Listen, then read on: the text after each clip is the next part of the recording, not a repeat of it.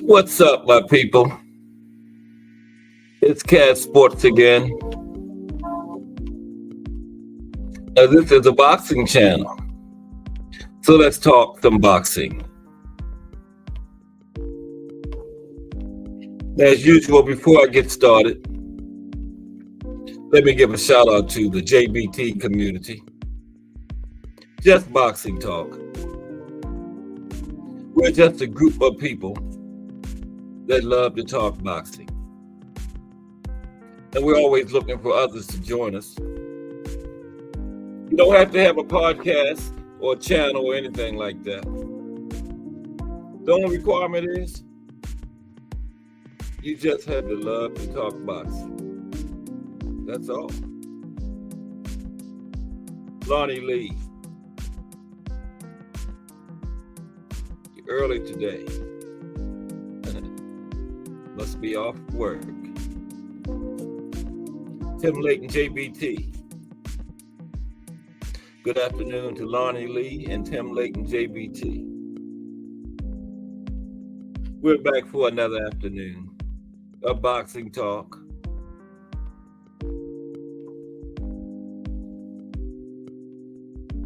Welcome to another episode of the Cat Sports Boxing Talk. Okay? Today is the Monday afternoon version.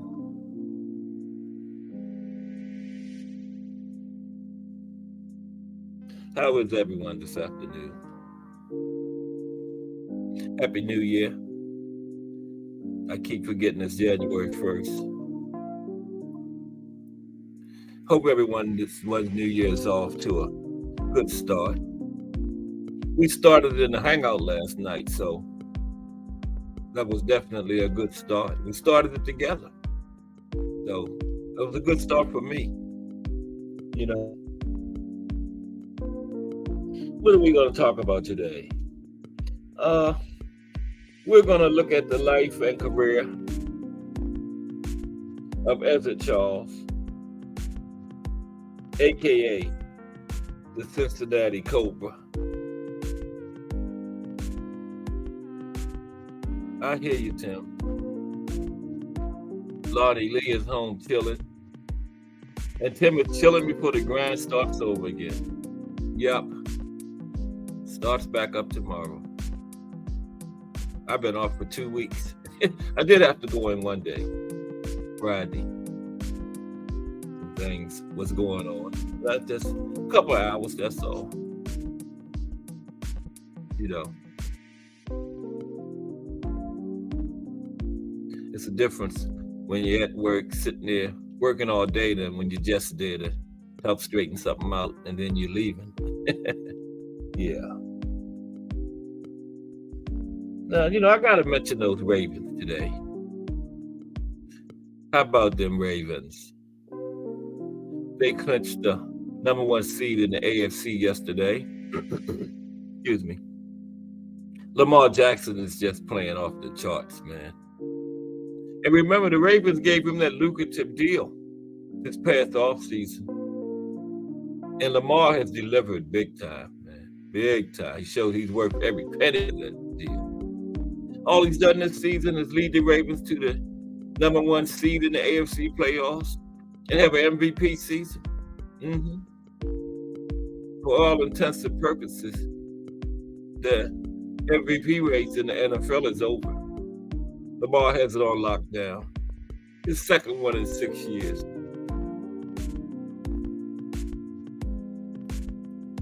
One thing though, man, that number 1 seed also means a first round bye. Me personally, I'd rather have a team just play straight through. Because it don't take much to throw you off, you know.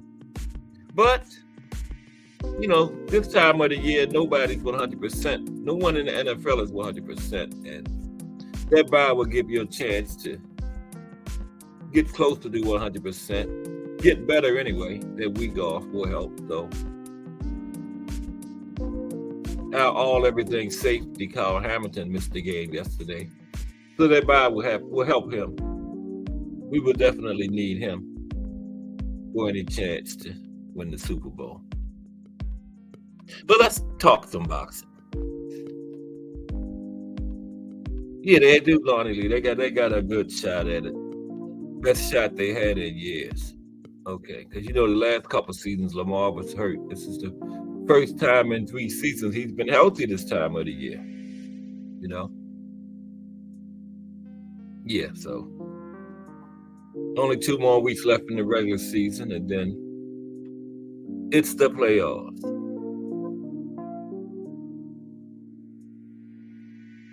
Eagles lost again? Wow. They are fading at the wrong time, Tim. This is the time you want to be peaking. They're going in the wrong direction. I don't know if they're going to make that Super Bowl run again like they did last year. I don't know. I said Ravens and Cowboys months ago.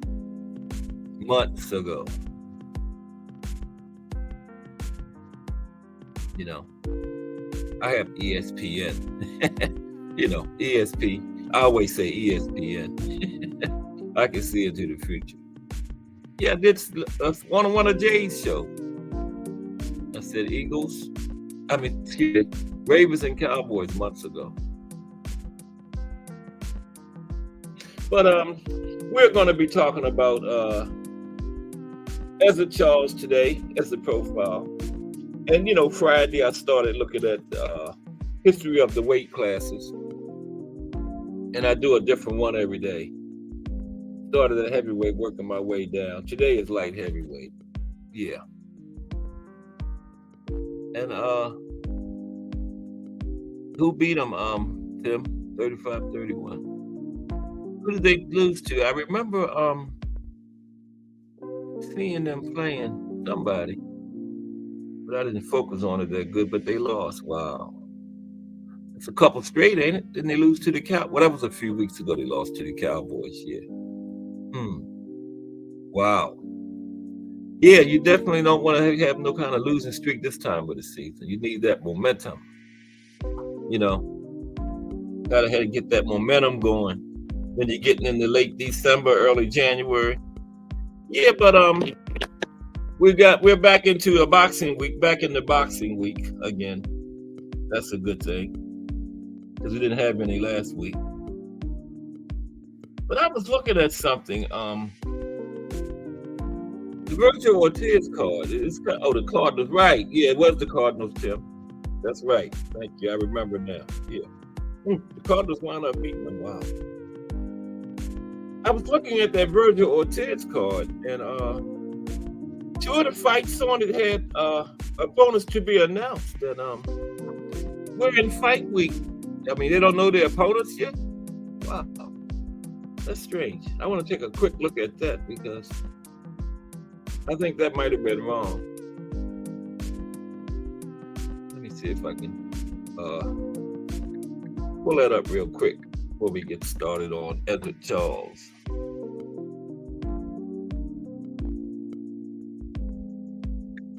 Sundays are usually slow. Today probably be like a Sunday, since it's a holiday.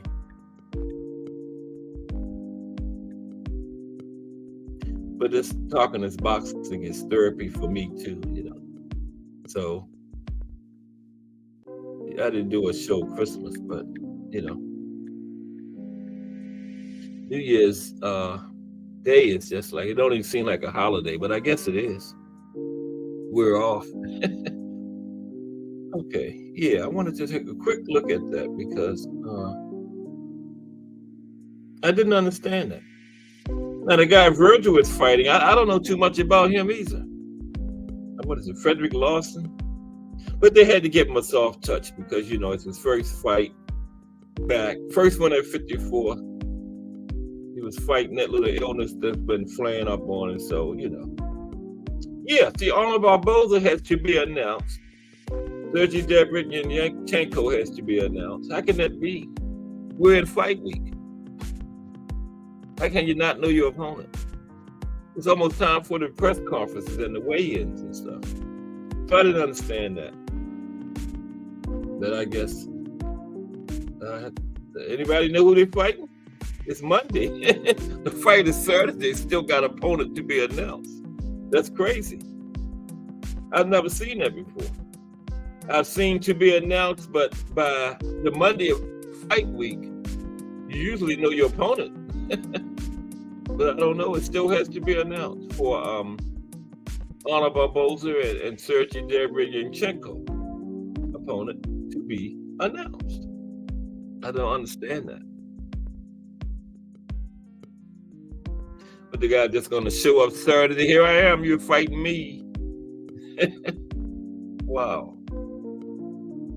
I'm baffled by that. And Florida and Manny, I'm not watching that nonsense, man. All them years they were in their prime, they wouldn't fight.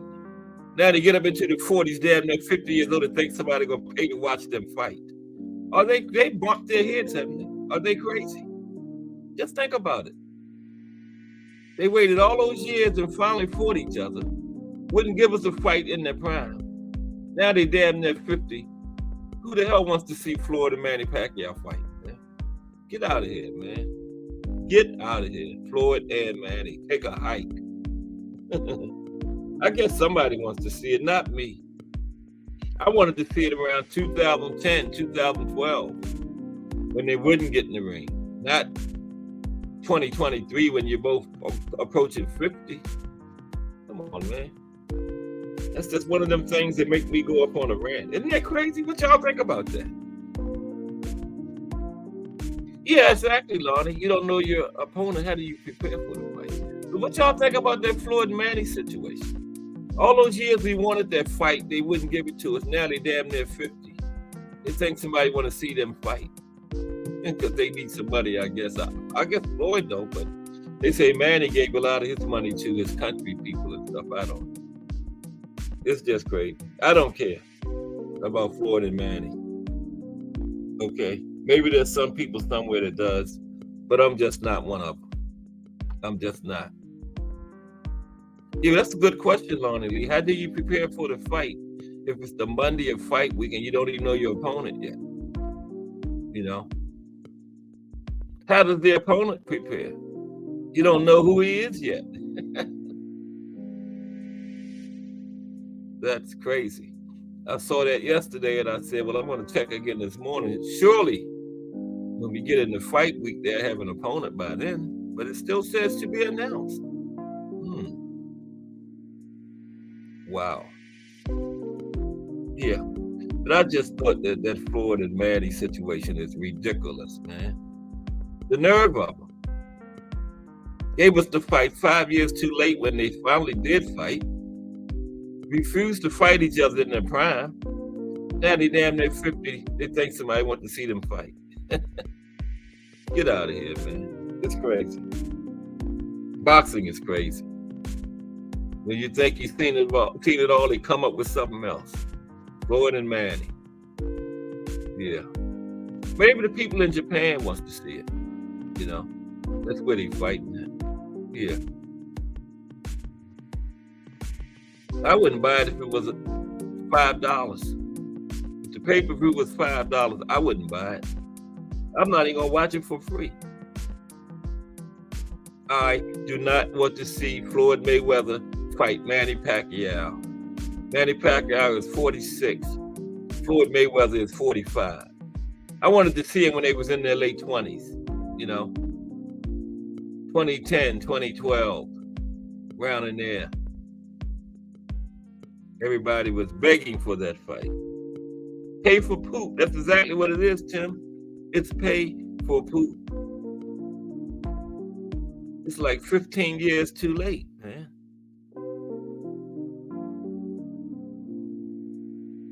Floyd trying to get some money.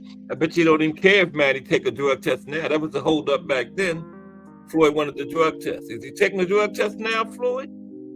Probably not. Somebody going, like Tim said, pay for that poop. Nobody's paying for poop. I'm not doing it, man. I am not doing it. You see two boxers in their mid-40s fight, a shell of their former self. You know, a shell of their former selves. Just get in the ring and walk around each other and throw a few punches at the air and then say thank you very much, like Floyd say, a legalized bank robbery. That's what it is. Yeah, it's not a real boxing match. It's robbery. That's when I wanted to see it, Tim. That is exactly when I wanted to see it. Yep.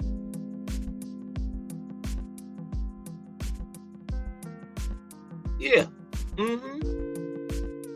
You think somebody gonna watch him and Manny Pacquiao fight and help pay for his expensive lifestyle? You better come up with something better than that. Oh my. Boxing is crazy, man. It just is. So I guess Tank and Devin will get damn near 50 and then they'll fight. Think somebody want to pay for it. We try to get it now, right? So I guess we'll get that, what, about 2040, 2050 or something. Finally, Tank versus Devin, January 3rd, 2051. It's crazy, man. Those guys got to get in the ring now, you know, and people want to see it. 2023. Florida man need to be laid back playing with their grandchildren or something. Manny's got a son in the ring. He's in the amateurs, Manny Pacquiao Jr. You know, let us see him develop, you know, and get his career going. Not Manny Pacquiao Sr. That's past the sell-by date. That's the fact. Manny Pacquiao, I haven't checked. The last time I checked, he was about 9-0. He's still in the amateurs. He's probably a year or so away. Mike Ryan, Happy New Year to Mike Ryan, a regular Cast Sport / JBT supporter. Salute, Mike Ryan. Hope your new year started out on a good foot. You know. Hope your boy did right last night. Were you in the hangout last night, Mike Ryan? I can't remember. We had a countdown show in the hangout last night. My head was a little bad, so I barely remember. I know Tim Layton and Lonnie Lee was in there, but I barely remember.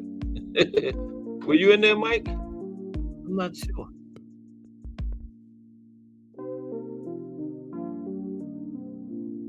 I didn't see that one, Lonnie. What was that one about? Al Booger's in here? Oh yeah, what's up, Al Booger? Happy New Year, bro.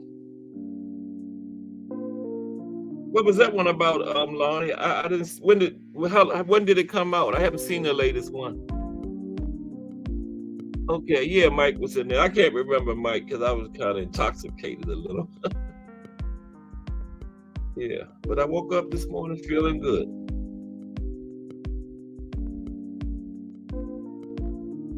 I'm gonna have to check that out, Lonnie.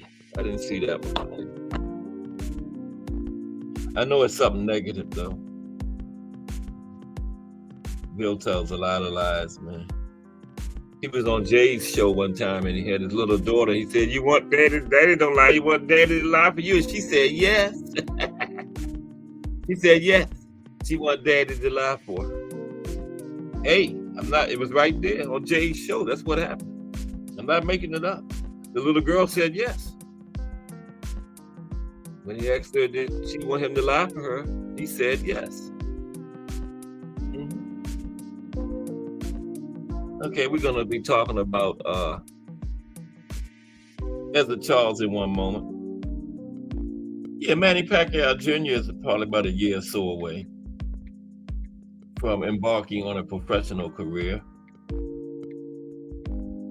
I remember he used to be sitting at Manny's fights beside his mother, Now he's fighting himself. Yeah. He was 9-0 last time I checked in the amateurs.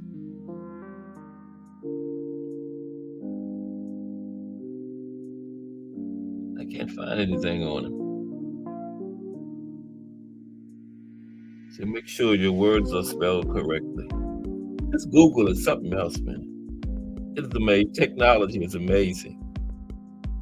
I remember back in the day, you'd be trying to find on something that might take you 2 weeks. You ask around, and now you can get it instantly. Everything's right at your fingertips. Has its negatives too. Sometimes people can find out stuff too fast about you. You don't want them to know.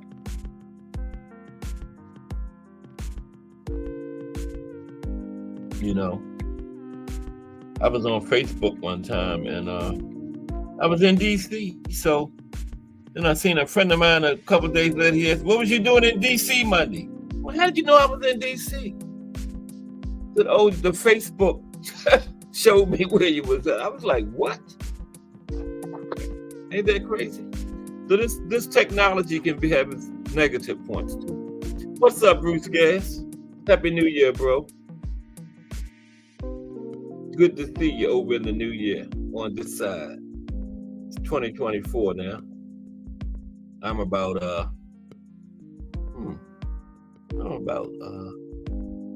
14 hours into 2024.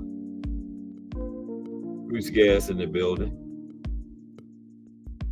Yep. Good to see him always. Coming around supporting.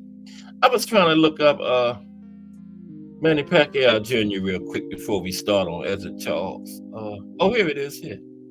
He is, since we got Manny Pacquiao trying to fight Floyd again, 15 years, we wanted to see him, 09, 2010. Remember Floyd was begging for a drug test. Floyd probably ain't even worried about a drug test now. All he worried about now is getting the money. Phony, man. I'm not paying 1 penny for it. Ooh. Remember I said he was 6-0. Now he's 6-2. He's lost his last 2. Wow. Nobody goes undefeated in the amateurs though. So, you fight so much, different styles. You don't have time to, Yeah. Okay. So he's 6-2. Manny Pacquiao Jr. That's the Manny Pacquiao I'm interested in seeing, not senior. Senior is past the sell-by date. Go sit down somewhere. Wait till Junior has some grandchildren. Go play with them or something. We don't want to see you in the boxing room. Manny Senior. Okay. All right. Let's take a look at Ezra Charles, aka the Cincinnati Cobra.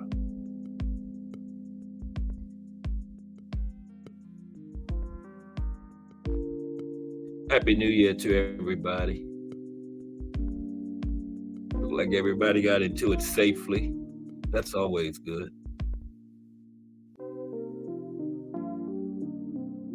Because, so many people didn't. So we got to be thankful for that. We was in the hangout though. What could happen in there? Bunch of laughing. Into yourself laughing too hard. Leighton was in rare form this morning. What's up, Gregory Pratt? What's up, GP? Tim had me crying by the time the hangout ended this morning. Oh man. Gregory Pratt is in the building. Happy New Year, Gregory. Good to see you. Safely into it with like we all are. Of course, we brought it in together last night in the hangout, which was great. That was fire. That was a great idea. Now we stuck together for the whole year. Oh man. Plus it's a beautiful day outside. A little cold. But yeah, and then we're waiting on that tank announcement. we're going to try to have this little hangout, get together, or what do you call it? A meet and greet? Yeah, I guess that's the word for it. A hangout, meet and greet around this tank fight, because the word out is going to be on the East Coast somewhere, probably in DC, you know, yeah, or the DC area. So, yeah, we are trying to arrange to get together for all of us that, you know, around the JBT community. Yeah. Everybody is welcome. We're going to be talking about it, though. We just waiting on that. Okay. Tell Logan hello, Gregory. And Happy New Year to him. Okay. And we're going to get together on that sometime soon in this new year, when our schedules allow it. Yeah. So just make sure you tell him Cash Sports said Happy New Year to him. And keep up the good work, the good hard work, that is. Okay. Yeah.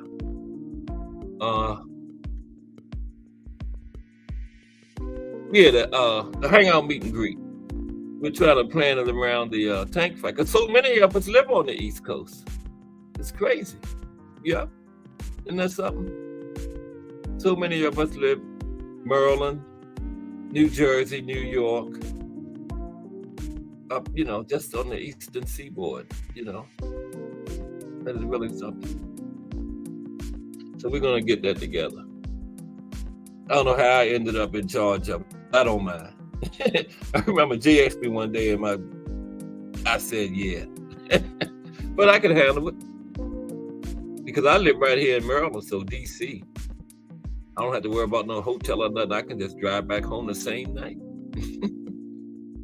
But we're going to have a good time. Aunt McQueen in the building. What's up, Aunt McQueen? Happy New Year to you.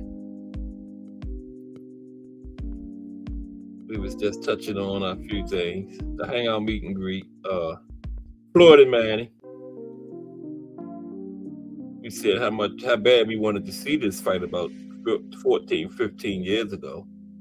Now they're trying to give it to us when they both going on 50. Nah, not me. But the talk is like it's gonna be a go over in Japan. Yeah. This year. Okay, let's get into this. Today's profile will be the Cincinnati Cobra, Desert Charles. Okay. Aunt McQueen just came into the building.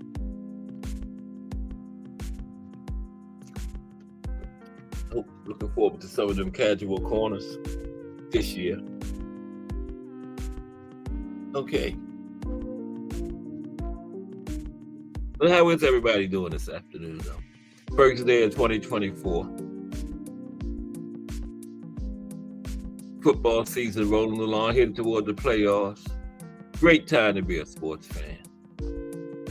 Boxing is starting out what promises to be another great year. Did I say my Ravens is the #1 seed in the AFC? Yeah, I think I said that. Lamar Jackson getting ready to throw up another MVP award. 2 in his first 6 seasons. The Ravens gave him that lucrative contract in the offseason, and man, he showed up big time this year. All he did was lead the Ravens to the #1 seed in the AFC and win another MVP award. Wow, he delivered big time. But Desert Charles, let's get back to boxing. But I'm excited. The road to the Super Bowl in the AFC goes right through Baltimore, Maryland. Baltimore, Maryland. All right. Desert Mac Charles was born July 7th, 1921. Known as the Cincinnati Cobra. He was a world heavyweight champion, known for his slick defense and precision. Okay? Often regarded as the greatest light heavyweight boxer of all time. and that's saying something. Archie Moore, Michael Spinks. Look at some of the great light heavyweights, man. See, arguably the greatest of all time. Wow. Okay, even to be thought of like that is an honor.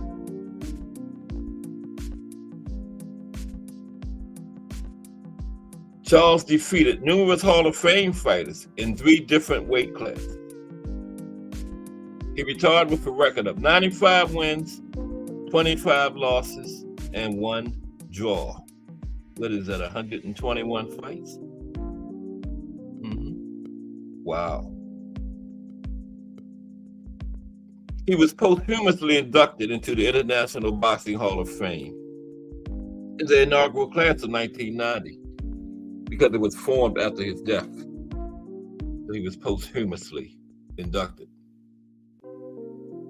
Like I always say, a whole bunch of those boxers from that era, 30s, 40s, 50s, 60s, went in at one time because it's when it was first formed, 1990. Okay, that's it, Charles. No, that's not the end. Okay, let's take a look at his career. That was just a little background and introduction to Ezzard.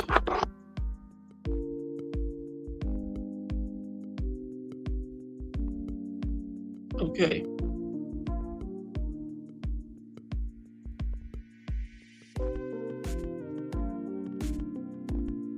Keep getting these advertisements. That is 22,000. Oh man, see the advertisement threw me off. It had a likes up there, 22,000 likes. Wow, I was getting ready to say, Cass, you have arrived. 22,000, but that's not even me. Man. Excuse me for 1 second. Yeah, that sounds more like 8 likes. That's me. Yeah. Okay. Career of Ezzard Charles. Yeah, that's me. Charles was born in Lawrenceville, Georgia, and grew up in Cincinnati, Ohio.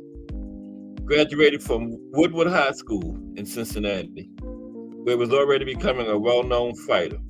Known as the Cincinnati Cobra, Charles fought many notable opponents in both the light heavyweight and heavyweight divisions.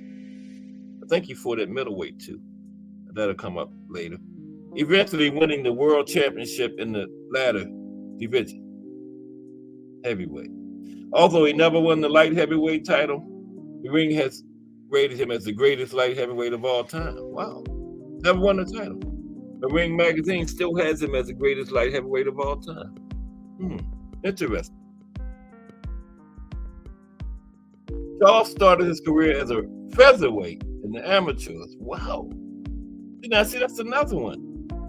That's like the 3rd fighter that I've seen that started way. Featherweight is 126, right? 126, right? And wound up as a heavyweight.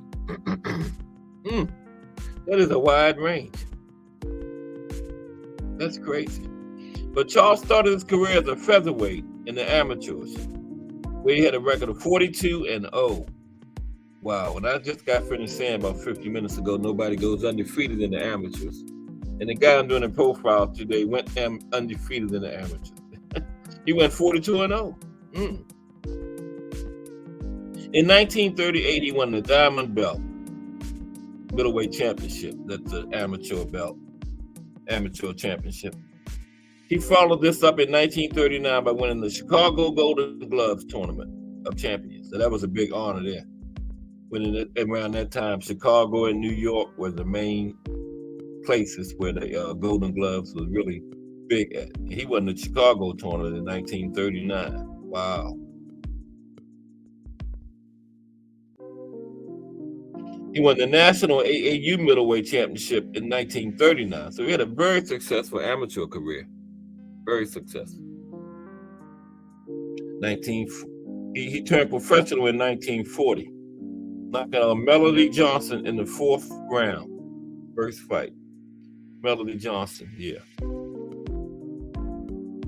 He won all of his first 17 fights before being defeated by veteran Ken Oberlin. Victories over future Hall of Famers Teddy Roach and the much avoided Charlie Burley. Charlie Burley was one of the Murderous Road fighters, okay? And he beat Charlie, he beat him, okay? Yeah, one of the much avoided Murderous Road fighters.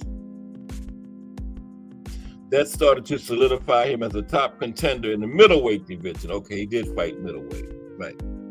So the victory over Charlie Burley for the Murderous Road fighters, and I'm going to do a piece on them too. Maybe tomorrow, because their names keep coming up in these other profiles. So I think I'm going to do Murderous Road tomorrow. So we'll have a clearer picture of just who they were, because the names keep coming up in these other people's profiles. Because they came up in Archie Moore, remember? Now, not many people was willing to fight them. Okay. Yeah, we're going to do Murderous Road tomorrow. However, he served in the U.S. military during World War II and was able to fight professionally in 1945. So he didn't fight at all in 45.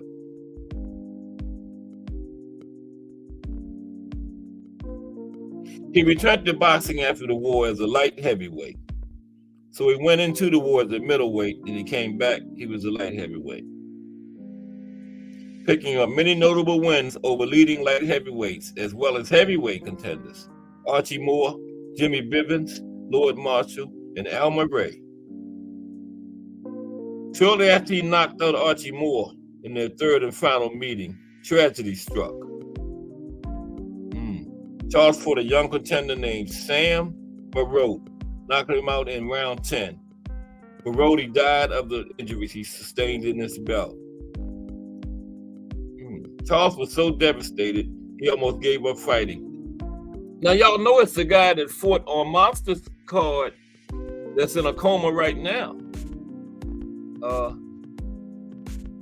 He went, and it was. I think the fight was a decision, and he went in the hospital after the fight and drifted into a coma, and he's still in it. Yeah, I'm gonna look his name up after I finish this, but yeah, right now as we speak, he fought on the Monster Innerweight card, and I didn't know that until yesterday, and that fight was last week. But I'm just glad we're in another fight week. We got fights coming up this weekend. Okay, Charles was so devastated, he almost gave up fighting after the guy died of his injuries he sustained in the fight against him. He was unable to secure a title shot at light heavyweight and moved up to heavyweight. He almost, but he didn't quit.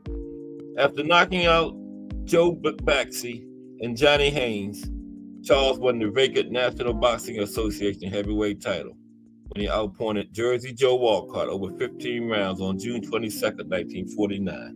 And you know, the National Boxing Association became the World Boxing Association in 1962. So he got his first title in 1949 at heavyweight. Knocked out Jersey Joe Walcott. That was pretty big. The following year, he outpointed his idol and former world heavyweight champion, Joe Louis, to become the recognized lineal champion. So he had a win over Joe Louis, too. Wow. Those are some big names at that time. Jersey Joe Walcott, Joe Louis, big names. Successful defenses against Walcott, Leoma, and Joey Maxim followed. Okay. He fought this Charles versus Rocky Marciano.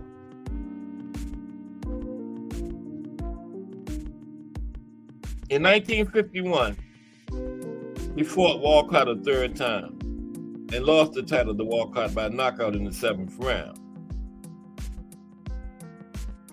Then he lost the controversial decision in the 4th and final fight with Walcott. If Charles had won this fight, he would have become the first man in history to regain the heavyweight championship. Wow.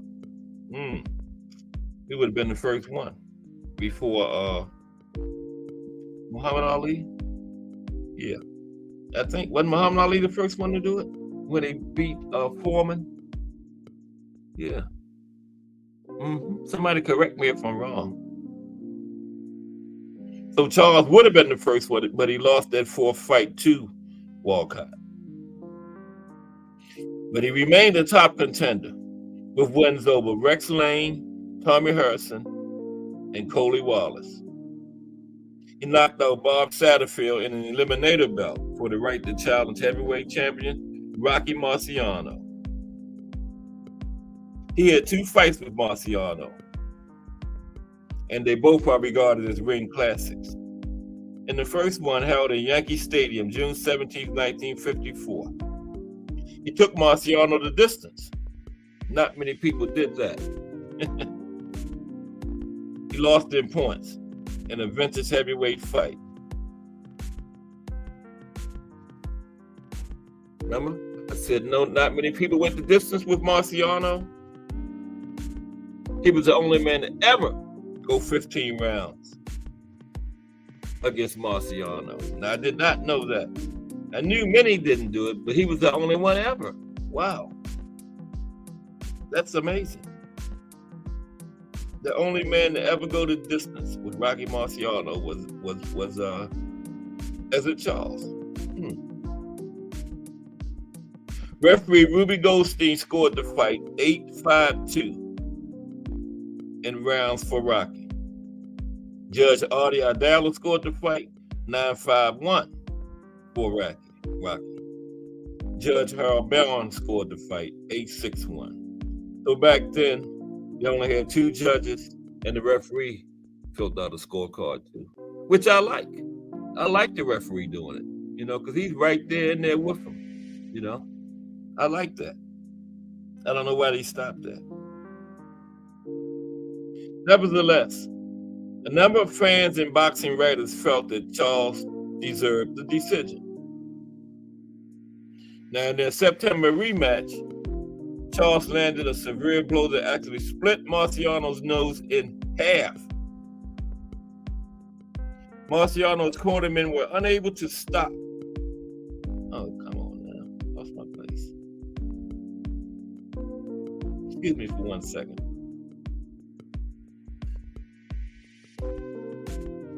These advertisements, man.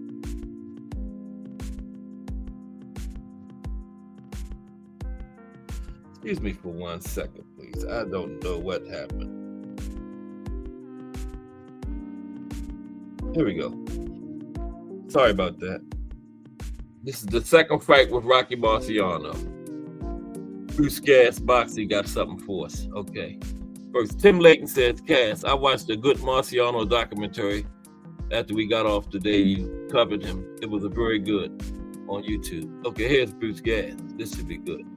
They stopped having the ref as a judge because they wanted to keep him concentrated on making sure the fight is clean and not having to worry about the score. Let me put my glasses on to read that again. Here we go. Bruce Cass tells us why they stopped using the referee.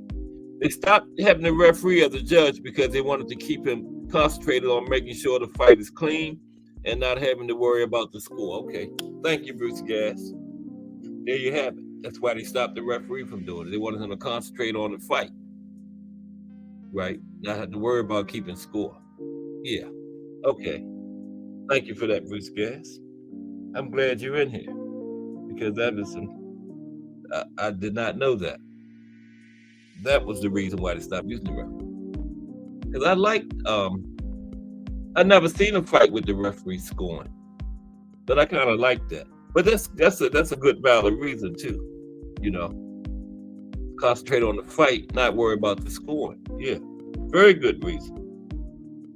Do you know when they stopped that, Bruce? When it actually happened? When they actually stopped the referee from scoring? Okay, but anyway, Charles landed a severe blow that actually split Marciano's nose in half. Marciano's cornermen were unable to stop the bleeding, and the referee almost stopped the fight. So Rocky asked Riley with an 8th round knockout. Wow. So What round did he split his nose on? It didn't say. It did say. Nope. But anyway, Rocky, the referee he split Rocky's nose in half with a punch. Rocky's corner was unable to stop the bleeding, and the referee almost stopped it. But Rocky rallied and knocked him out. Okay. Bruce Gass says sometime in the 70s. Okay. In Europe, they didn't even use judges, just the ref, raising the winner's hand at the end. And he didn't have to give a score, Bruce Gass. He just picked the winner. Now, I don't like that. No. Okay. But that was in Europe, right? They didn't even use judges. The ref just raised the winner's hand at the end. Wow. But anyway, Rocky rallied and knocked him out. Okay. Like many boxers, financial problems forced Charles to continue fighting. He lost 13 of his final 23 fights. He tied with a record of 93 wins, 25 losses. 25 losses, 1 draw, 52 knockouts. Wow. Okay.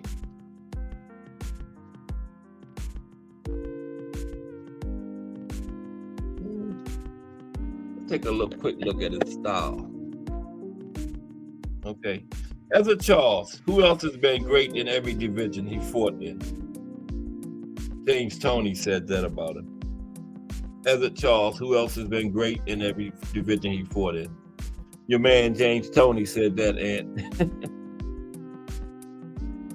Ant McQueen, big James Toney fan. Okay, he gave Ezra Charles his props. Ezra Charles is one of the greatest ring technicians that ever laced on a pair of gloves. Excuse me. He could seamlessly blend between defense and offense and adapt on the fly. Charles fought side on, leaning slightly to the right to take his head off the center from the line of attack. This increases the distance the opponent's punch has to travel as well, giving him more time to see punches coming. Yeah. This old school stance was similar to those of Joe Louis, Charlie Burley, and Sandy Sadler. Charles parried with both of his hands and smothered opponents on the inside.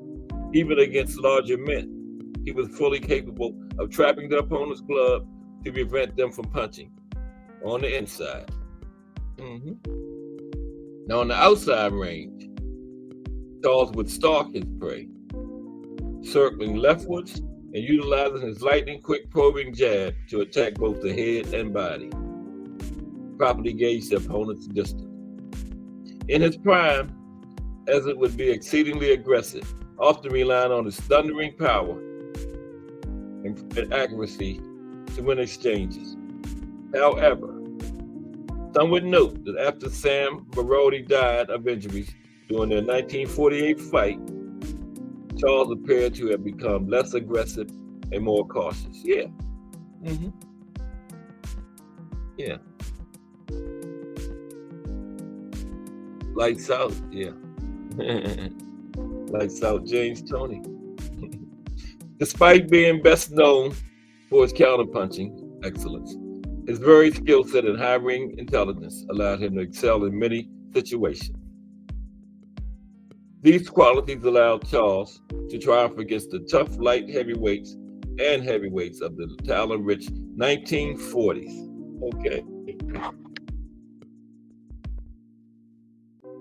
Personal life of Ezra Charles.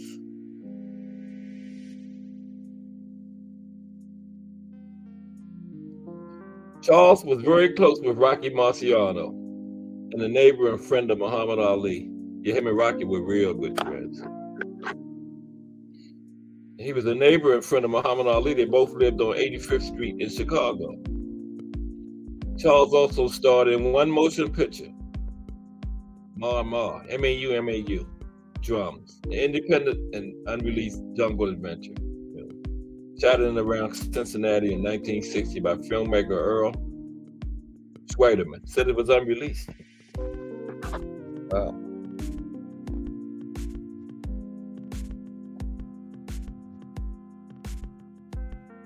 In 1968, Charles was diagnosed with amyotrophic lateral sclerosis, also known as Lou Gehrig's disease. I know I butchered that, but Lou Gehrig's disease, okay. That's what we know it. That's what I always known it as, Lou Gehrig's disease. The disease affected Charles' legs and eventually left him completely disabled. A fundraiser was held to assist Charles, and many of his former opponents spoke on his behalf. Rocky Marciano, in particular, called Charles the bravest man he ever fought. The former boxer spent his last days in a nursing home. A chilling 1973 commercial showed Charles in his wheelchair, horribly disabled by ALS, or Lou Gehrig's disease. Now, why did I just say ALS in the first place instead of butchering the name? It didn't register. ALS, right? Lou Gehrig's disease. Charles died on May 28th, 1975 in Chicago. He was buried at Bird Oak Cemetery in Alsip, Illinois. Okay, Ezra Charles' legacy. In 1976, Cincinnati honored Charles by changing the name of Lincoln Park Drive to Ezra Charles Drive. This was the street of his residence during the height of his career. In 2002, Charles was ranked number 13 on the Ring Magazine's list of the 80 best fighters of the last 80 years. Wow. In 2006, Ezra Charles was named the 11th greatest fighter of all time by the IBRO. It's International Boxing Research Organization. And I think that is made up of fighters. Right, Bruce Gass? The IBRO is fighters, made up of fighters. And maybe, I think, trainers, but that's quite an honor, yeah. International Boxing Research Organization. I think that's the organization. Just Do Boxing in the building. What's up, Just Do? But I think that's the organization of his peers, you know. That's the biggest honor of all. And they ranked him, what did they rank him? 11. Number 11 of all time. And this was in 2006. Okay. Ranked 11 by his peers. That's the biggest honor of all there. Yeah. Salute Just Do Boxing. Happy New Year, bro. Good to see you on the other side. 2024. First day. Okay. The Cincinnati Cobra was a master boxer of extraordinary skill and ability. He had speed, agility, fast hands, and excellent footwork. Charles possessed a masterful jab and was a superb combination puncher. Start that over. Charles possessed a masterful jab and was a superb combination puncher. He was at his peak as a light heavyweight. His record is quite impressive. Against top-rated opposition like Archie Moore, Charlie Burley, Lord Marshall, Jimmy Rivens, and Joey Maxson. He was an impressive 16-2. Wow. Against those guys, that is impressive. Combined. Archie Moore, Charlie Burley from Murderer's Row, Lord Marshall, Jimmy Rivens, Joey Maxson, all huge names in that period. Charles was 16-2 against him. I know he lost one of them to Charlie Burley. I don't think Archie Moore beat him. But that's quite impressive. Despite being a natural light heavyweight, he won the heavyweight title and made 9 successful title defenses. Nearly 25% of voters had Charles in the top 10. Half of the voters had him in the top 15. 2/3 of voters had him inside the top 20.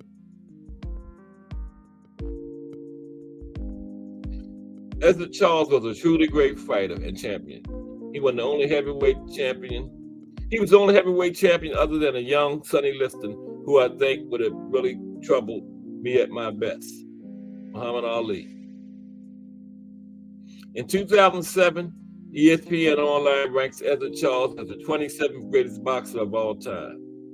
Ahead of such notable fighters as Mike Tyson, Larry Holmes, and Jake LaMotta.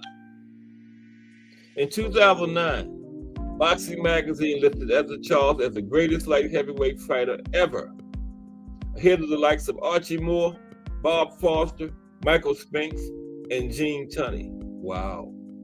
In 2022, a statue honoring Ezra Charles was unveiled in the former Laurel Park in the West End neighborhood of Cincinnati. The park was renamed the Ezra Charles Park alongside the unveiling of the statue. Prominent boxing historian Bert Sugar listed Charles as the 7th greatest heavyweight of all time. Wow.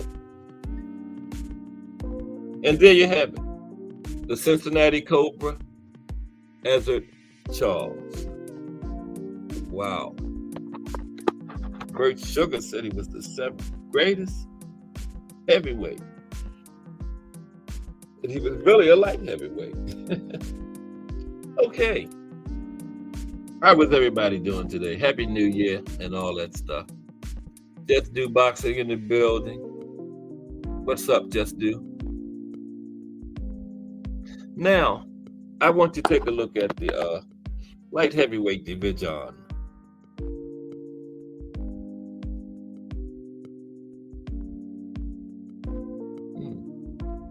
This is kind of like a Sunday today is. Friday, I started taking a look at the history of the weight divisions, and started with heavyweight and worked my way down. This is not long. Just a quick look at the light heavyweight division, and then the current champions and the rankings. Okay, as of right now.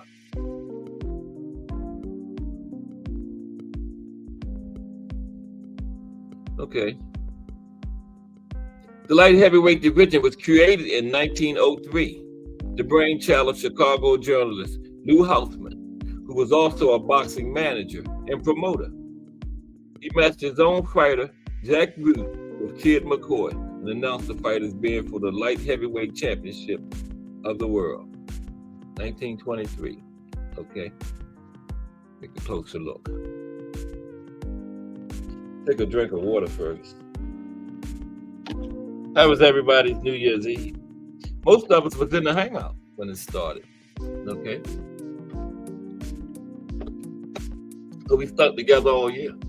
We started out together, you know what they say.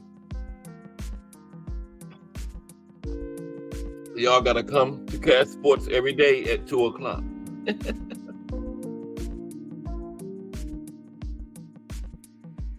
Okay? So I'll see y'all every day at 2. Okay, light heavyweight. This is short.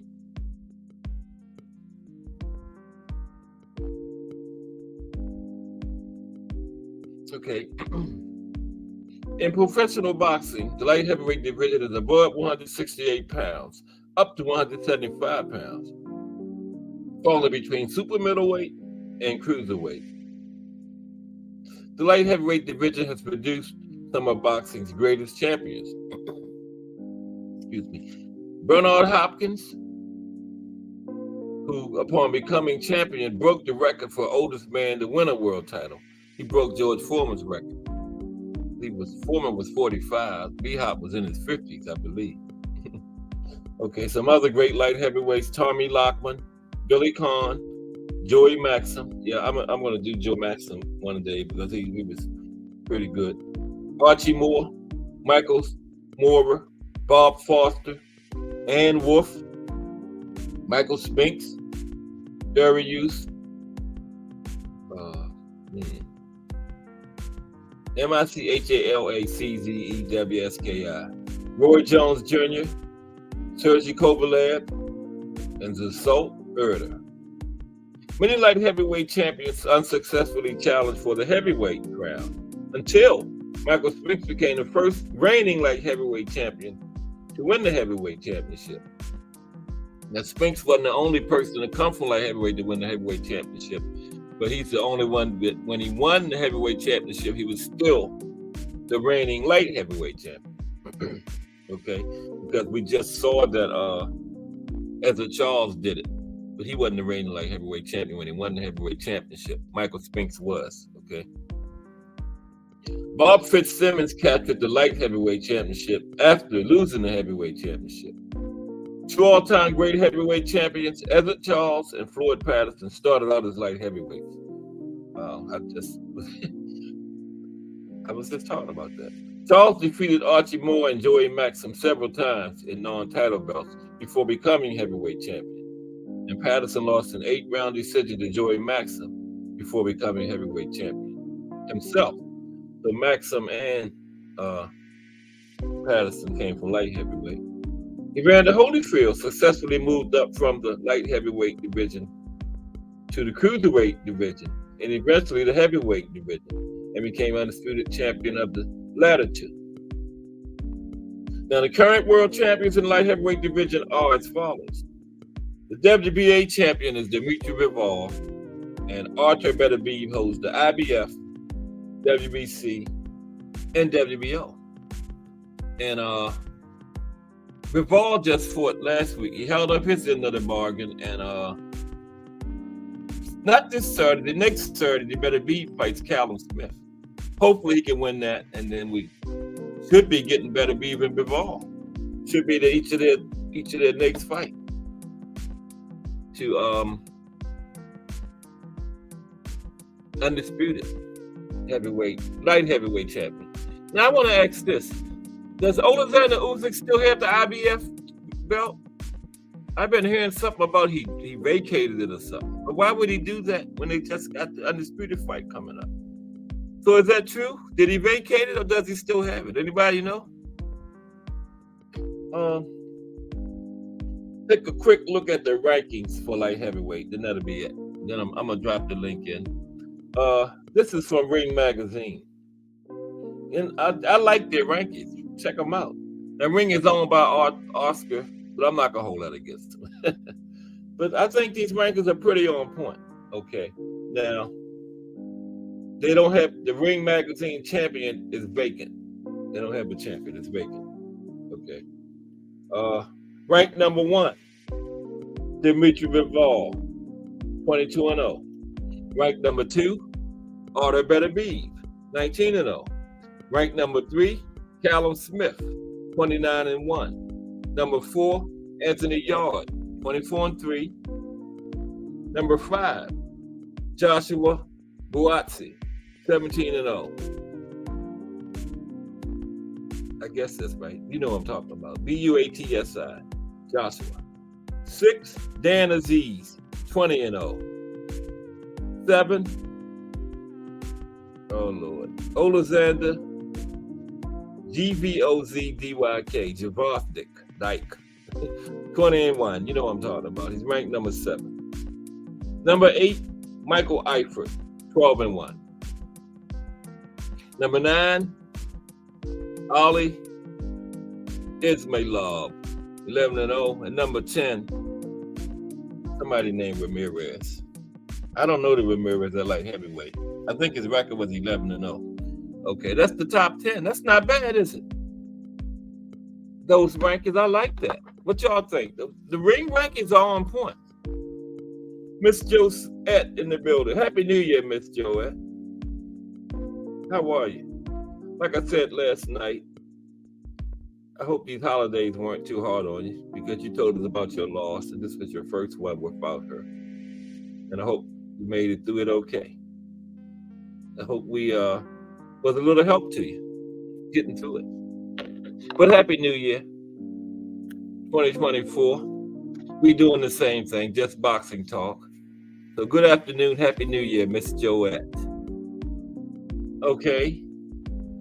I'm gonna drop the link in a moment. Where is it? It's over there. But I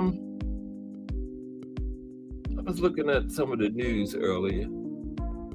Saw some interesting things in it.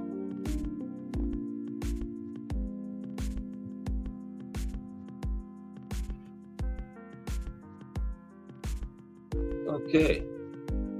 What do y'all think about that Usyk and Fury? I got Fury. He's just so big, man. 6'9". What is Usyk about? 6'3", I think. Something like that. Most experts agree with Eddie Hearns, thinking that Fury will be too much, too big, going up against Usyk. They don't have Usyk's size. Somebody's got to go. It says size matters, but it's a 35-year-old Fury's recent performance against boxing novice Francis Ngannou. Is that a sign of decline or inadequate preparation? I think it was inadequate preparation. What y'all think? Fury's performance against Ngannou, was that a sign of decline or inadequate preparation? I think it was inadequate preparation. You know, where's Remo today? Still haven't got up from last night. Remo was feeling pretty good last night. He wasn't in the hangout this morning either. He still might be recovering from New Year's Eve, I guess. Now Fury is at the age where most fighters start to decline, start showing signs of declining, you know. So, but I still think it was inadequate preparation. I really do. And Fury lets his weight get out of control between fights. That doesn't help him, you know. It says he always has to take off a large spare tire every time he prepares to fight. Quality of opposition.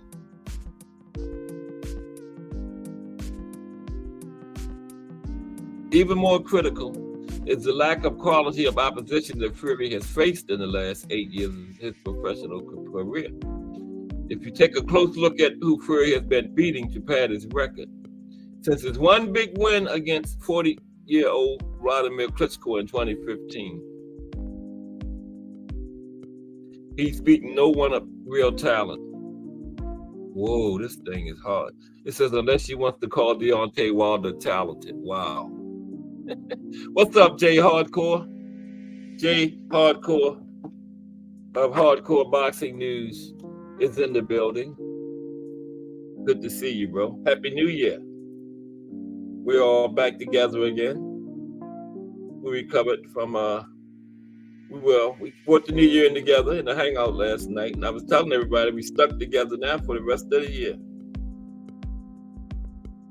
But salute, Jay Hardcore. Just talking about the Fury and Usyk. Now, I was asking a question. Do you think his performance against Ngannou was a sign of him starting to decline or a lack of preparation? Sign of decline or a lack of preparation?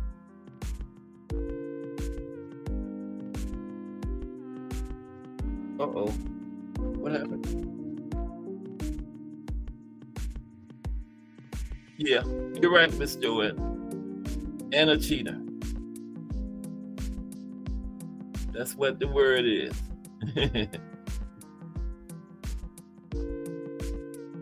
That's what I said, Jay. Lack of preparation. Yeah. I think that had a lot to do with it. But I'm picking him over Usyk because I just think he's so big, man. What is Usyk, like 6'3"? Now, and it says that Fury has not been fighting a whole lot of talent. These are all Fury's wins since 2015. Francis Ngannou, Derek Chisora, Dylan White, Otto Wallen, Tom Schwartz, Sefer Seferi, Francisco Leonardo. They got a point. His opposition has been horrible, man. Wow. And it goes over the heads of fans, promoters, and the media. How can you not look at Fury's resume and conclude that his entire career is based on smoke and mirrors? They got a point there. Yeah, you're right, Jay. Usyk can possibly outbox him. Yeah, that's true.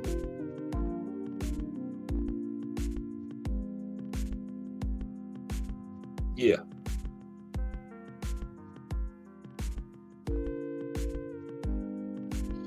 said, unless you're out of touch with reality, with your head in the sand and utterly clueless, you must admit that Fury has faced marginal opposition. He's old, and that can't help him against a talent like Usyk. And Usyk has better wins on his resume. They have a point. Now, I'm going to put the link in case anybody wants to come chop it up with me. But that's very interesting. Yeah, and I think I don't think Fury's skills has diminished that much, though. I think his performance against Ngannou was due to lack of preparation, mainly. Yeah, but they got a point. Looking at those names he's fought, his resume is kind of sad. Like, I think. Bear with me for one moment. I'm going to put the link in.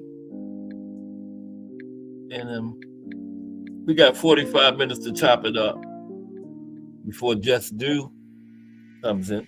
I was looking at the card next Saturday, Virgil Ortiz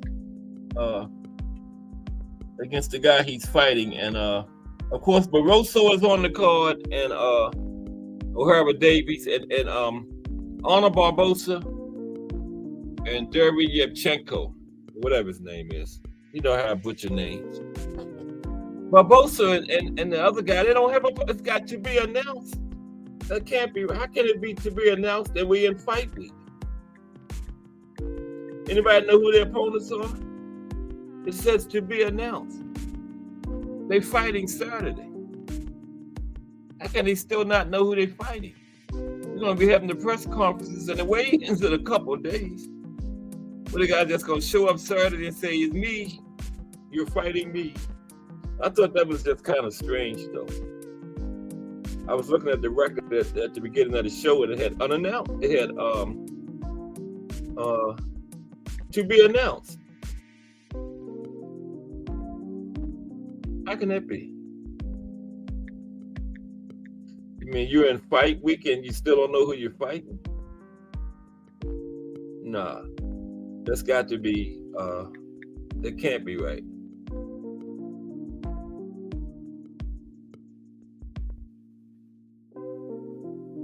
Look, www.streamyard.com.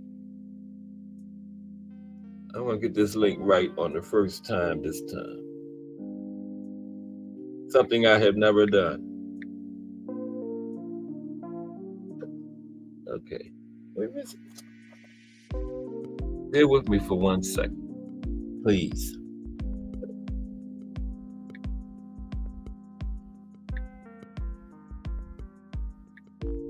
Now it wants to go to capital letters.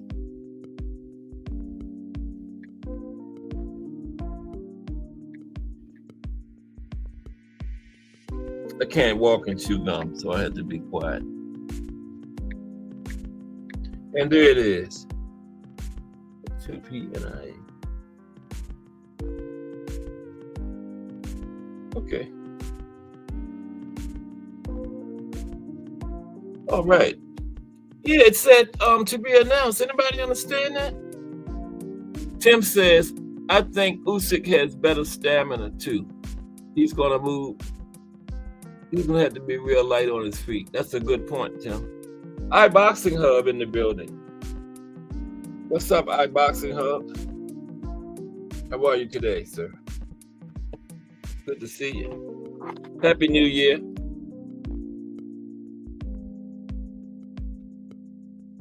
iBoxing Hub all the way from the UK. What do you think about it, iBoxing Hub? Fury or Usyk? Who you got? In this big undisputed fight coming up. I know what I wanted to ask you, Jay.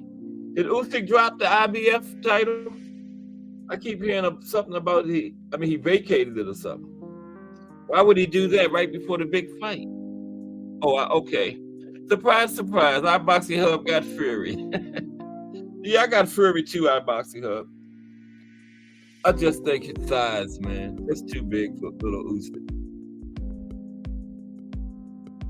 Happy New Year. How was your New Year's Eve celebration, our boxing up.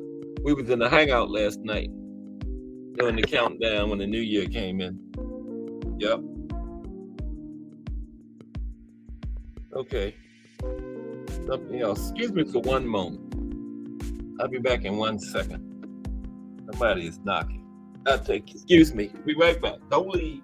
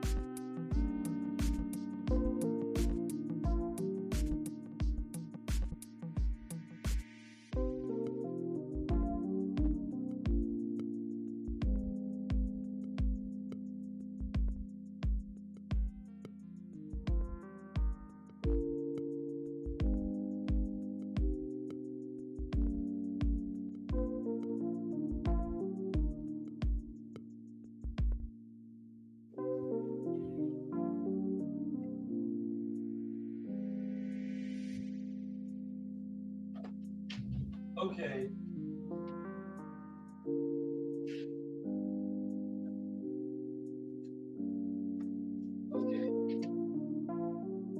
Okay.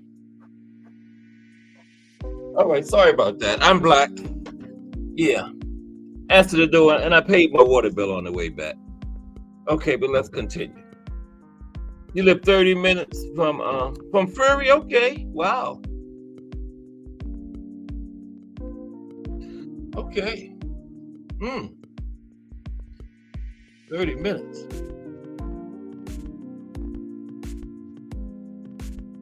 You ever see him when you're out and about?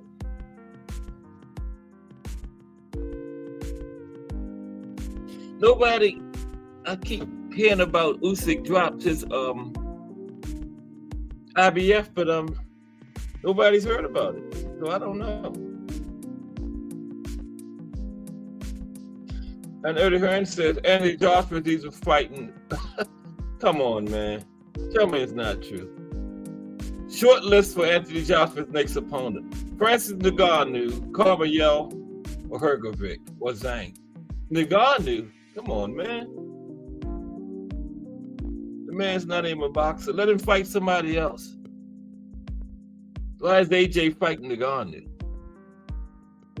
I guess Eddie Hearn thinks he can make some money. Why not Wilder? Ngannou is on the short list.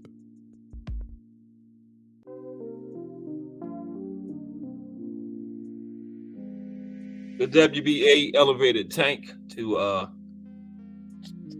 super champion. Will he keep it? Devin Haney vacated the strap, so the WBA has elevated Gervonta Davis as their super champion. Will he keep the belt? Now they're doing away with the regular belt. And this is good, man. The WBA is only going to have one champion in their organization. Just one title. Okay. No regular. None of that nonsense. That's what we need. Abdul Wahid, he had the secondary belt. Okay. They call him the reluctant champion. Y'all know who Abdul Wahid is, right? That's Tank. Tank is 29 years old. He said he's not interested in being elevated from regular WBA champion to super champion. But they're getting rid of the regular.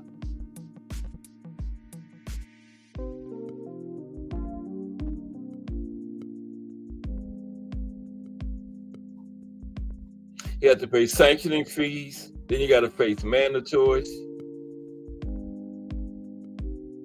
who bring nothing to the table in terms of popularity, right?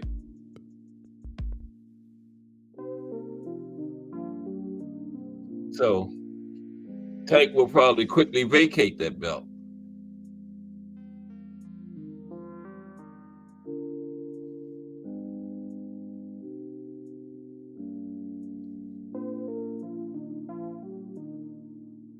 So see, with Tank's popularity, he don't need a belt, right? What do you need a belt for? He's the face of boxing.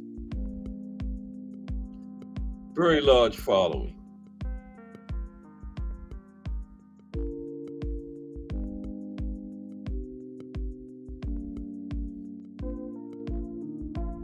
He can fight anybody he wants to, whether they have a belt or not, right? Okay. Now, here's a list of guys people would like to see Tank fight. Shakur Stevenson, Devin Haney, Jose Rayo Valenzuela, Frank Martin, Vasil Lomachenko, Raymond Muratalo. This is the whole lightweight division. Subriel Matias, no. Teofimo Lopez, they at 40. Ryan Garcia, William Zepeda, Edmund De Los Santos, George Kambosos Jr., Floyd Schofield, Keyshawn Davis, Andy Cruz. Last one on the list, Isaac Pitbull Cruz.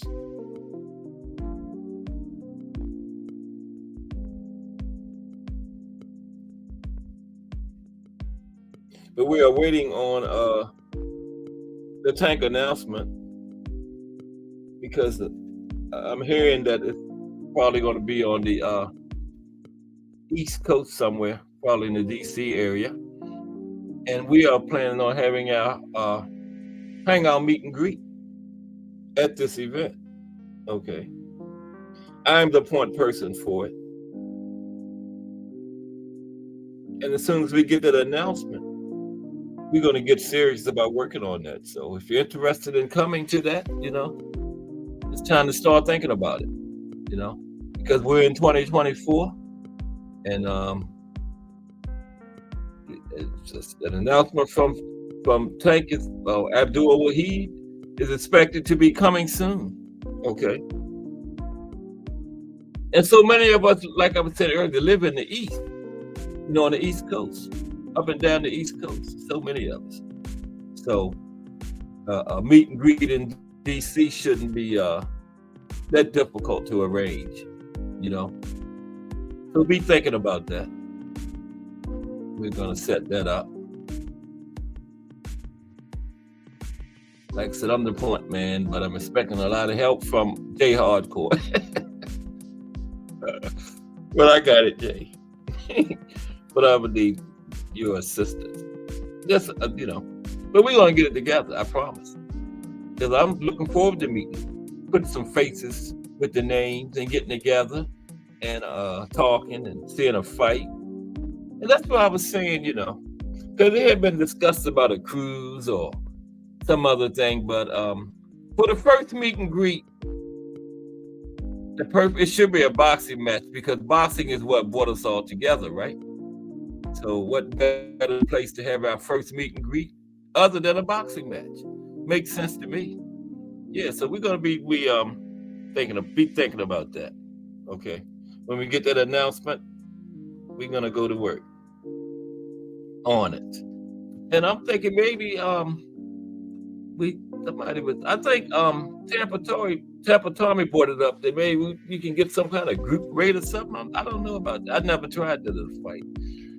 Every time I went, it's always just been me and my wife. But do they have that, Jay? Like group rates or something like that? When you come in with a group of people, get like a discount or something? I don't know. Just a question, because I don't know. I never tried that before. But either way, we're not gonna have our meet and greet at this fight. Because it's gonna be on the East Coast. Okay, I hope. But if not, then we'll think of something else. It's gonna be early this year too. And the weather will probably be breaking. It'll be getting in the springtime. Perfect time to have it. So just be thinking about that. And hopefully some people that live a little distance away can make it, It should be fun. The Hangout Meet and Greet 2024.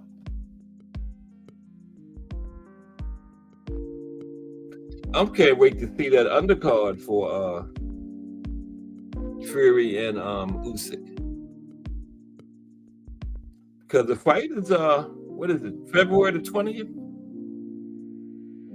February 17th. So it shouldn't be too much longer before we're getting an undercard for that, you know? Shouldn't be too much longer. So I'm looking forward to that. And then we're getting the once this fight between Beterbiev and Callum Smith happens next week, not this weekend, next weekend, then they can start thinking about the Bivol and, well, no, I'm not going to say it because you see what happened with Wilder. So I'm not going to say Bivol and Beterbiev. I don't want to wish the man no bad luck, but it should be Beterbiev. I don't see him having no big problem with Callum Smith. I don't think so. Anybody hear something about a Spence mountain run? Did high altitude hamper his fight against Crawford? Yeah, Tim, it's going to be epic. You live in New Jersey, right, Tim? So I know you said you was going to try to make it. Yeah. Like I say, so many of us live in the eastern part of the country, you know. So that would be nice if Tank does have that fight in the D.C. area. Yeah, it's talking about this Spence mountain run hamper his fight against Bud. First I heard of that. Yeah, Tim, but it's going to be epic.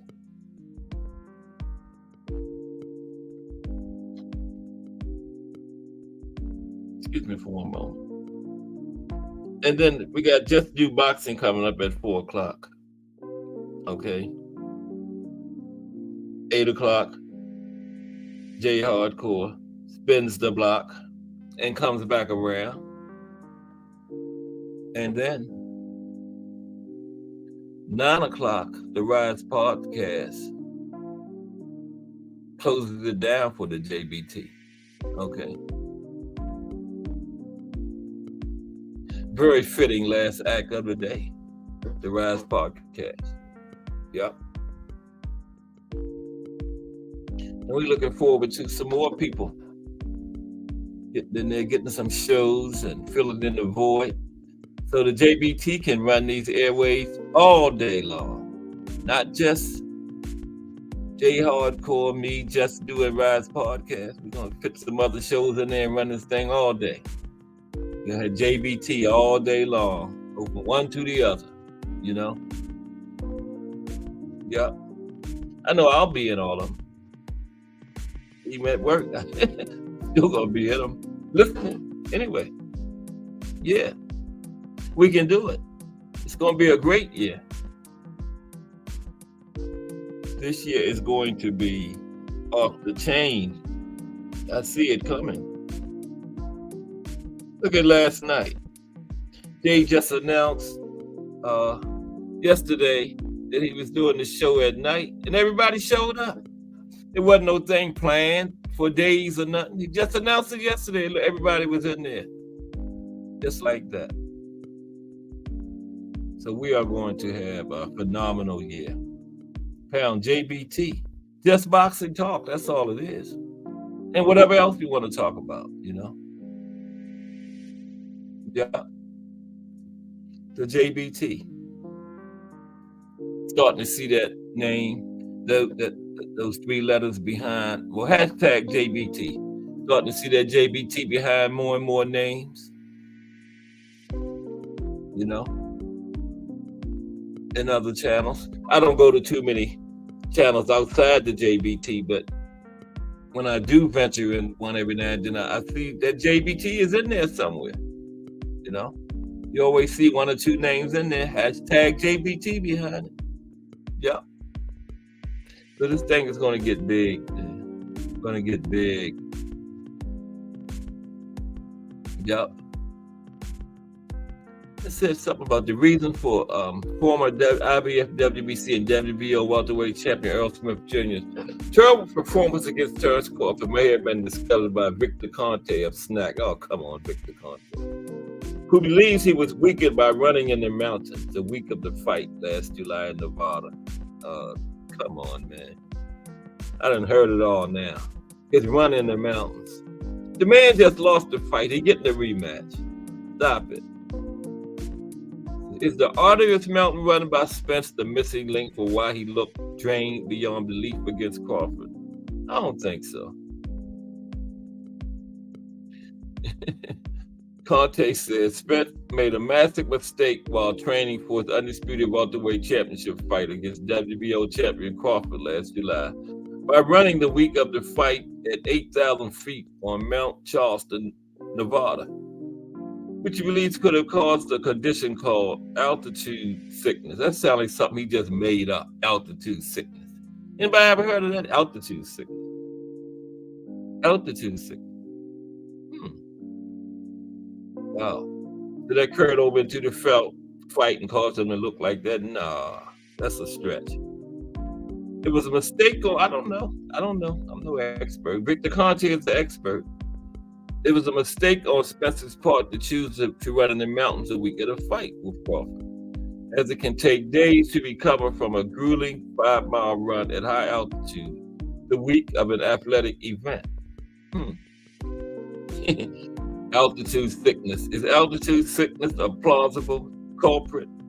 Apparently, Victor Conte doesn't know for certain that the 33-year-old Spence had altitude sickness condition, but he did look very flat, looking weak, slow, and an easy target for Crawford's punches on the night of the fight on July 29th. Could it be that Crawford made him look that way? Did that have something to do with it? Maybe it wasn't altitude sickness. Maybe Bud Crawford had a little something to make him look slow and flat-footed and easy to hit. Just maybe Bud had something to do with that. I don't know. I'm just a little guy with 600 subscribers on YouTube, so I don't know. Victor Conte is the expert. He said it was altitude sickness. Earl looked dazed and drained. Okay. The way Spence looked at the start of the fight, having a dazed appearance, it made some believe that he wasn't all there, possibly from his 2 car crashes, a weight drain. Many fights that he had since their car crash. Why all of a sudden it flared up in this fight? He looked good against Danny Garcia. He looked good against Uga. So all of a sudden, injuries and carryover from the car crash going just all of a sudden flare up. Nah. Bud just beat him, man. And I'm Team Earl. But Bud Crawford was just a better man that night. They're going to do it again. They're going to do it again. I'm not making no excuses. And I'm still Team Earl. Okay. I'm betting my wife again. If Bud beat him like that again, I'm moving out. But I'm still Team Earl. Because I'm still hearing about the first fight, man. I don't know shit about boxing and all that stuff. I got to hear all the time, man. And then I picked Stagey Green against Franchon and lost that one too. Man.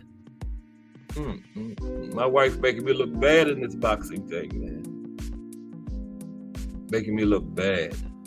But I'm going with Earl again. I got confidence in him.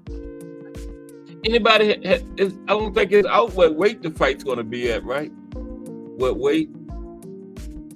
I know it's somebody, I heard around April. Anybody heard what weight it's going to be in or anything? I haven't heard anything about that. About a weight or anything. Let me see here.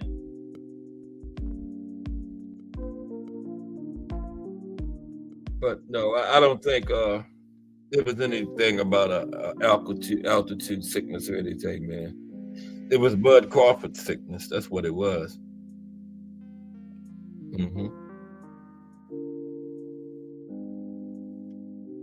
Bud Crawford just did his thing.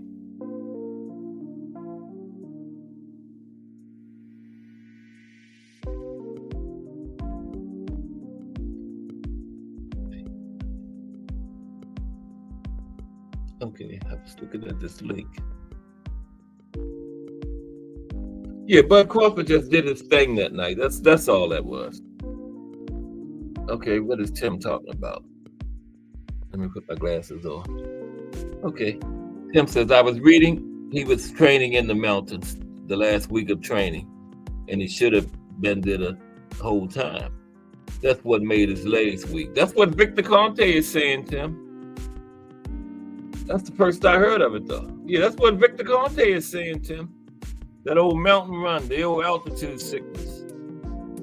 I say it was Bud Crawford sickness, you know.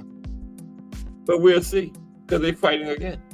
I heard it was April, but I haven't heard anything about a weight class or anything like that, though. Now, boxing expert Max Kellerman says that Bud could be in trouble this time. So, I don't know what he knows. But the good thing about it is we are going to see. It's not one of them deals where they fight and then we never see it again. We are going to see. Now, what y'all think about this? What if Earl wins this one? Then we got to have a trilogy, right? Got to have mandatory. Got to have a trilogy. That would be beautiful. If Earl wins this one, then the stage is set. 2024 is really going to be fire. That will help make this year fire. Earl Bud trilogy. I think this fight is going to be at 54, though. I really do. Because Bud he's saying at 47. He's the type of person where he wants Earl at his best too, you know. He don't want to do it at 47. Because if that happens again, it's going to be the same excuses. Oh, Earl was weight trained, the mountain run, and all that. So, I think Bud went to that 54. No excuses. Now, if he does that again at 54, what he did last time, then he is definitely the man. But he already the man right now. But he does that again at 54, he's the man. And Monster can forget pound for pound number one. Bud do Earl like that again, he's pound for pound number one for sure. For sure. Yeah. When does this fighter of the year and fight of the year and trainer, when does all this stuff come out? I forgot. I remember last year when they had the little event. Remember Derrick James won it and all that, but I can't remember exactly when it was. How far in the year is it? I haven't heard anything about it yet, you know. Yeah. But I think I got it. Monster is fighter of the year. Bomac is trainer of the year. And Devin versus Loma is fight of the year. That was the most argued about back and forth fight with Devin and Loma, you know, as far as who won. So many people had their different beliefs. All the robbery talk. But the real robbery was the next week, Roland Barroso, remember? And all those people, Robert Garcia, Shakur, and Nelly was whining about Loma getting robbed. None of them didn't say nothing when Barroso got robbed the next week. Nobody was even worrying about it. Because it was just old man Barroso. Maybe Barroso should have cried after the fight like Loma did. He might have got more attention or something.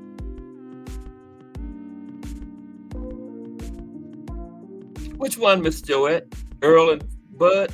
Oh, you don't want to see it no more? Oh, you think the same thing gonna happen? Miss Joette don't want to see it again. She probably think Bud gonna beat him up like that again. I know when I don't want to see Miss Joette, I don't want to see no Floyd and Maddie. No. I wanted to see that like 2009, 2010, like Tim Layton was saying. You know?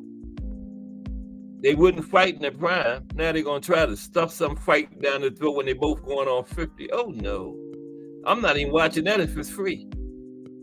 Floyd and Maddie. Oh, no. No. You're 15 years past the sell-by date, Floyd and Maddie. I don't want to see it.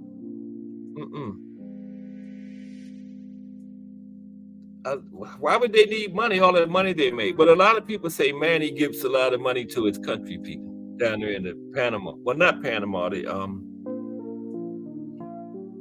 Philippines. Yeah, Manny's from the Philippines. You gonna watch Floyd and Manny, Tim? Oh, you talking about Barroso? Yeah, yeah. I want to see Barroso fight Rolly too. Just don't let Tony Weeks referee it, okay? Because they might slide him the envelope again, man. So no, don't let Tony Weeks referee it. You know, you might be looking for another envelope and cheat again. You don't want to see Spence get hurt again.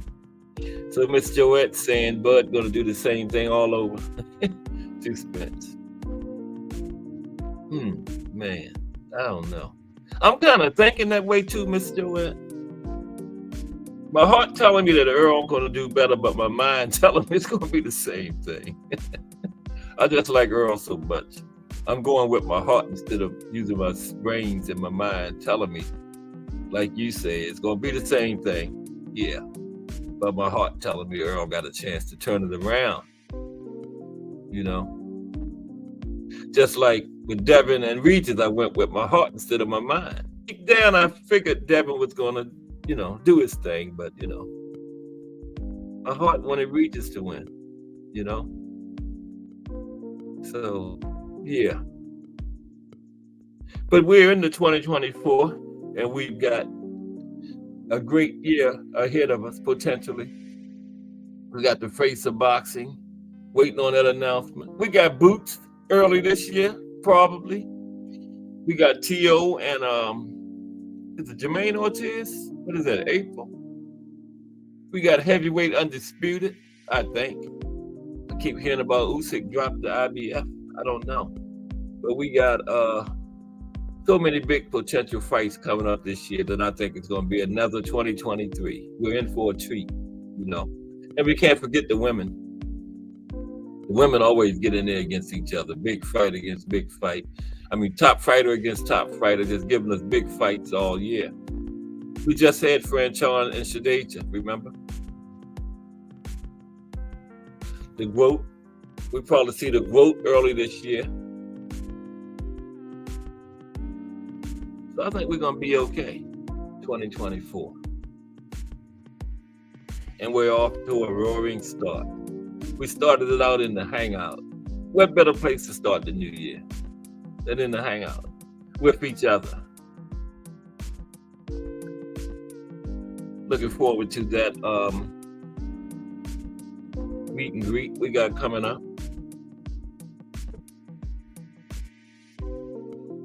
And we're getting ready to put the first Cast Sports of 2024 in the books now.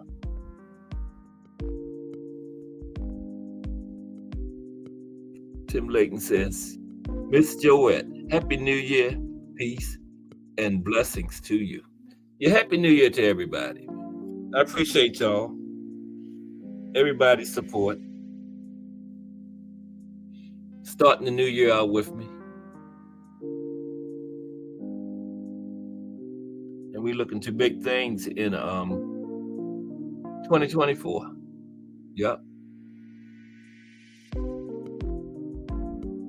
I plan on getting them 1,000 subscribers this year at some point. Hopefully earlier than later. But if not, as long as y'all keep rocking with me, that's enough for me. As long as my main 7 to 10 core group of people keep rocking with me, I'm happy. I am happy.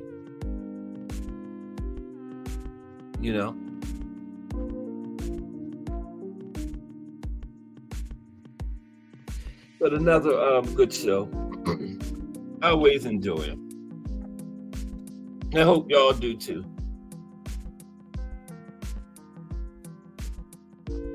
And just do boxing in about 10 minutes. Then at 8 o'clock, J Hardcore. Spins the block. He on his way around the block now. He'll be back around at 8 for another hangout show. We're going to be over there hanging out at 8. And then at 9 o'clock, the Rise podcast comes on and closes the day out for the JBT, right? Happy New Year to everyone. Good to be with you again in 2024. To start it out. And we will do it again tomorrow. iBoxing Hub, J Hardcore, Miss Joette, Just Do Boxing, Attentive Aunt McQueen, Gregory Pratt, aka GP, Bruce Gas, Boxing Jazz, and more. All that and more. Okay. Al Booker, Mike Rhyme, Tim Layton, and Lonnie Lee was off work, so he didn't have to stop at that first red light and check in today. Okay. But like Tim Layton said, it starts all over tomorrow. The work week and all that good stuff. And we're going to have another Cast Sports tomorrow at 2. Appreciate everybody. I was rebuked, so I can't say small channel no more. So I'll say, I appreciate everybody for supporting my growing channel. That's for you, Remo. Man, I appreciate everybody. Happy New Year. Cast Sports, y'all. Peace.